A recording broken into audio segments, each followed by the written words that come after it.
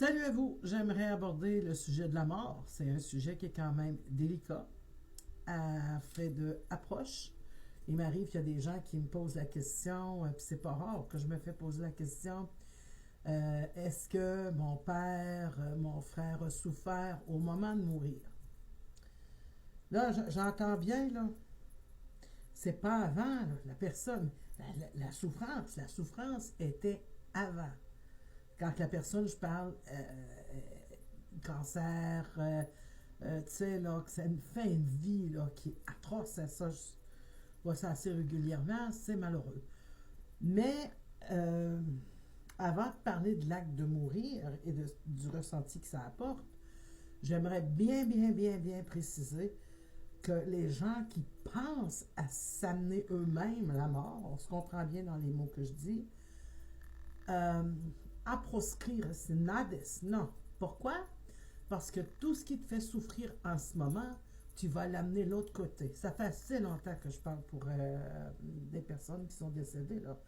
Tu vas pas me l'apprendre. Je sais là, comment ils viennent me faire sentir, puis comment le ressenti là, que j'ai pu avoir.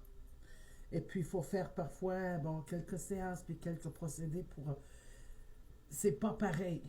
Le rest in peace, reposer en paix, c'est pas la même chose. Je reviens avec le phénomène du départ.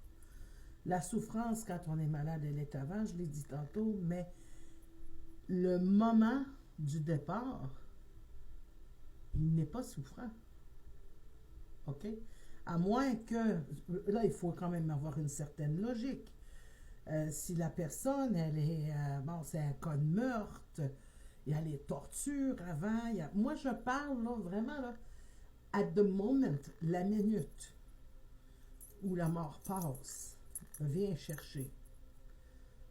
Là, c'est terminares la souffrance. Hein? C'est terminé. On ressent le corps physique, l'enveloppe charnelle qui a peut-être apporté l'âme à souffrir, disons, bon exemple, justement le cancer ou les maladies ou toutes ces choses. Je parle bien dans le sens physique. Eh bien là, à ce moment-là, l'âme en est libérée. Mais pour être bien de l'autre côté, il faut régler les trucs avant de partir. Si on a les conflits, je le dis comme ça parce que je ressens beaucoup ma petite madame pendant que je vous parle. Et c'est important. OK? Mais si c'est, bon, un accident de voiture, une mort soudaine, il n'y a pas de souffrance. C'est boum. Et puis à la seconde que le cœur ne bat plus, ça se fait vite, hein? C'est comme l'éclair. OK? Il part, bien sûr, des membres de famille, des amis, l'animal de compagnie, ils sont tous là, ils arrivent vite. Hein? C'est très rapide, les esprits, comme ils peuvent, parce qu'ils sont déjà autour de vous. OK? Et l'espace-temps n'existe pas. Je vais revenir faire une vidéo justement sur ce sujet.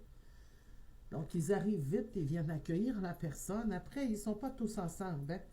Ça, c'est encore un autre genre de vidéo aussi qu'il faudrait que je présente, mais du moins, là, la personne, elle part. Donc, à la question, au moment de mourir, est-ce que ma soeur, elle a souffert, bon, c'est ça, elle a eu un accident, ou avant le départ, oui, le corps physique, il a souffert.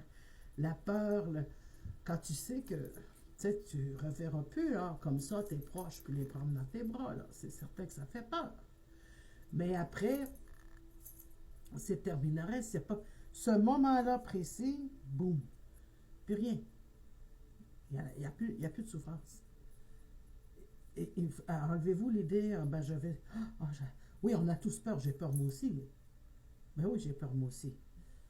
J'ai 8 petits-enfants quand même, hein. J'ai pas le goût de les visiter en fantôme. Donc, sur ce, je vous dis à la prochaine. C'est Nadine, médium voyante. Vous likez, vous mettez un pouce.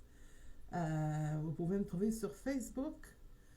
Et peu importe la plateforme où vous êtes, le pouce. Et à la prochaine.